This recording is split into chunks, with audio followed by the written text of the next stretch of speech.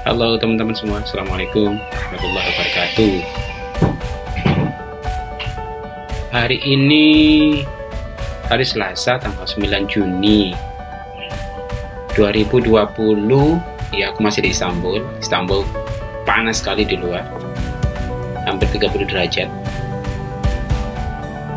Bulan-bulan ini, bulan Juni, Juli, Agustus itu panas di Istanbul. Panasnya beda dengan di Indonesia. Kalau di Indonesia masih lembab, masih enak, tapi di sini juga ya lumayan panas, tapi untungnya ada angin. Seminggu lalu aku sudah selesai semua ujian-ujian, tugas-tugas, aduh pusing. Tapi alhamdulillah seminggu yang lalu aku sudah selesai semua sehingga bisa bikin vlog. Ini vlog kedua. Dan ya senang karena bisa berbagi ilmu, bisa berbagi informasi. Tapi terus terang hari ini aku males. Aku pikir-pikir kenapa ya kok hari ini aku males sekali. Apa itu? Ternyata benar. Ternyata hari ini ya aku digoda sama satu setan. Nggak tahu setan apa itu. Dan pagi-pagi ketika aku males sekali, aku cari-cari di beberapa literatur tentang ragam atau jenis-jenis setan atau jenis-jenis anaknya setan.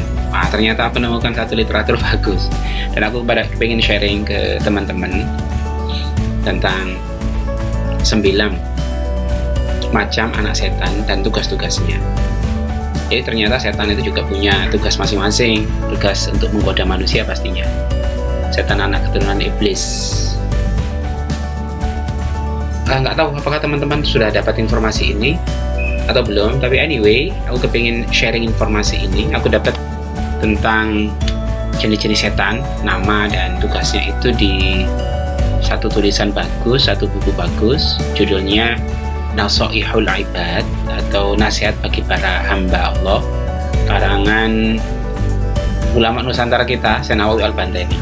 Beliau adalah guru Hadratus Syekh Hashim As'ari, pendiri Nahdlatul Ulama. Kata beliau, ternyata manusia itu senantiasa digoda oleh 9 anak setan, dan anak setan ini punya tugas masing-masing. Misalkan kalau aku males, nanti setannya apa? Kalau misalkan ada orang korupsi, itu setannya apa? Kalau ada orang suka nipu di pasar, itu setannya apa? Syekh Nawawi Al-Bantani dalam bukunya itu mengutip perkataan dari Umar bin Khattab. Kata Umar bin Khattab bahwa setan itu punya anak keturunan, jumlahnya 9, dan setiap anak atau keturunan dari setan itu punya tugas masing-masing.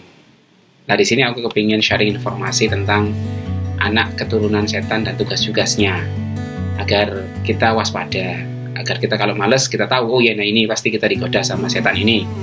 Kalau kita di pasar atau kita jadi pedagang online mau nipu, kita tahu, oh ya kita digoda sama setan ini. Setan yang pertama itu namanya Zallaitun. Zallaitun.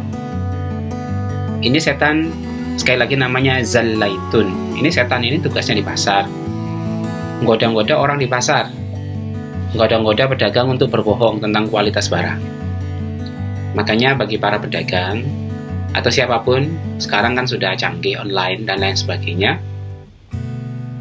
Hati-hati dengan setan Zallaitun karena dia akan membisikkan kepada pedagang, baik yang konvensional atau modern yang lewat online, untuk berbohong tentang kualitas barang. Sudah bilang barang ini seperti ini agar dapat keuntungan seperti ini, padahal barangnya tidak seperti itu. Itu setan Zallaitun. Setan yang kedua itu namanya setan Wathin. Setan Wathin ini namanya setan Wathin, pakai tha, Wathin. Setan Wathin ini bertugas untuk menggoda orang-orang yang kena musibah agar tidak ridho dengan ketentuan Allah. Ya kan, dalam kehidupan kita macam-macam, kita kena musibah, ditinggal mati keluarga, kena musibah ini, kena musibah itu. Nah, ketika kena musibah ini, setan ini kemudian menggoda, membisik-bisikkan sesuatu agar kita menjerit-jerit, agar kita tidak ridho, agar kita protes. Oh Allah, ini nggak adil, kenapa yang kena musibah aku aja? Ini bahaya. Ini tugasnya setan Wathin. Yang ketiga ada namanya setan A'wan. Nah, ini menarik. Setan A'wan ini anak keturunan setan yang tugasnya menggoda para pejabat untuk menyimpang dan melakukan korupsi. Wah, saya juga baru tahu. Maka pejabat-pejabat di Indonesia yang korupsi itu bisa dipastikan dia berada di bawah pengaruh dan godaan daripada setan A'wan. Jadi dia ngomong kepada pejabat-pejabat itu, sudah, kamu kan punya kuasa, itu bikin undang-undang. Nah, undang-undang itu menguntungkan kamu, biar kamu dapat honor seperti ini, dapat fee seperti ini. Atau pejabat-pejabat yang ditangkap oleh KPK itu, ya pastinya pejabat-pejabat itu tidak tahu kalau dirinya itu di bawah godaan setan A'wan. Makanya pejabat-pejabat sekarang harus waspada. Hati-hati kalau ada godaan-godaan untuk korupsi, buat perundang-undangan yang menyimpang, itu bisa dipastikan bisikan dari setan A'wan. Ada namanya setan Hafaf. Ini yang keempat, setan Hafaf. Setan Hafaf ini setan yang menggoda manusia untuk mabuk, untuk mengkonsumsi narkoba, mengkonsumsi obat-obatan terlarang. Maka hati-hati orang yang suka mabuk, orang yang suka mengkonsumsi narkoba, itu pasti tiap hari bergaulnya ya dengan setan Hafaf ini. Setan Hafaf itu dominan ke dia bisikan itu, kalau dituruti ya senang sekali, ketawa-ketawa setan Hafaf itu. Yang kelima itu namanya setan murah. Nah, setan murah ini tugasnya menggoda kita agar kita males-malesan. Nah, hari ini aku tuh malas-malesan, nggak pengen belajar, pengennya nyantai aja, pengennya dengerin musik aja, pengennya tidur-tiduran. Nah, rasanya hari ini aku digoda namanya setan murah. Ya nggak ada masalah kalau kita kemudian suka dengar musik, tapi harus tahu batasannya. Kita tidak melupakan kewajiban belajar, kemudian tidak melupakan kewajiban beribadah. Ini setan murah ini yang hari ini menggoda aku dan menggoda kebanyakan para pelajar untuk nyantai-nyantai, untuk males-malesan, buang-buang waktu. Ya kalau sudah itu terjadi, setan murah ini senang sekali, gembira sekali. Terus ada namanya setan lakus. Setan lakus ini menggoda orang untuk keluar daripada agama, menyimpang dari Islam.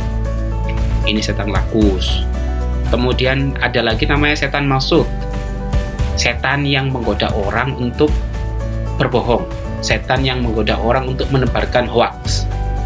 Jadi kalau ada teman-teman buzzer-buzzer yang bikin hoax ini itu, bisa dipastikan dia itu temannya setan namanya masud. Ada lagi namanya setan dasim. Dasim ini setan yang tugasnya menggoda manusia di rumah, terutama untuk pasangan suami istri. Jadi kalau ada pasangan suami istri yang tiap hari tengkar, setan dasim inilah yang menyebabkan mereka tengkar. Bisikan ke suaminya, istrinya ini, bisikan ke istrinya, suaminya itu kurang ini, kurang itu. Bisikan lagi ke suaminya, istrinya ini kurang itu, tiap hari tengkar, bercerai, saling maki-makian. Wah, senang sekali ya, namanya dasim ini. Yang kesembilan itu setan namanya walhan. Setan walhan itu setan yang tugasnya bisik-bisikin kita, menggoda kita ketika kita beribadah agar males, agar lupa. Misalkan orang sholat, tengah-tengah sholat itu dibisikkan sama walhan, ini di rumah nih belum ada ini, di rumah ini kurang ini, akhirnya dia lupa rakaat keberapa. Makanya teman-teman, 9 setan itu akan senantiasa menggoda kita. Maka hati-hati, maka sering-seringlah kalau kita sebagai muslim berwudu, sering-seringlah kita baca doa sesuai yang diajarkan oleh agama masing-masing. Itu kalau dalam Islam yang diajarkan oleh Rasulullah. Ya wis, kita berdoa pokoknya agar kemudian terlepas dari godaan-godaan setan itu. Karena kalau setan itu sudah dominan sama kita, ya wis, kita akan jadi setan. Ya kalau setan itu kan secara bahasa itu syatona, itu artinya menghalangi sesuatu daripada kebenaran. Jadi ya wis, setan dari jenis manusia. Hati-hati pokoknya. Itu aja vlog hari ini. Semoga aja vlog ini ada manfaatnya. Ingat tadi 9 nama setan yang saya sebutkan tadi dihafal, dibagikan informasi ini agar kemudian informasi ini jadi ilmu dan jadi kebaikan, sehingga orang tahu ini, setan itu, dan kita waspada terhadap godaan-godaan setan. Kurang lebihnya mohon maaf. Assalamualaikum warahmatullahi wabarakatuh.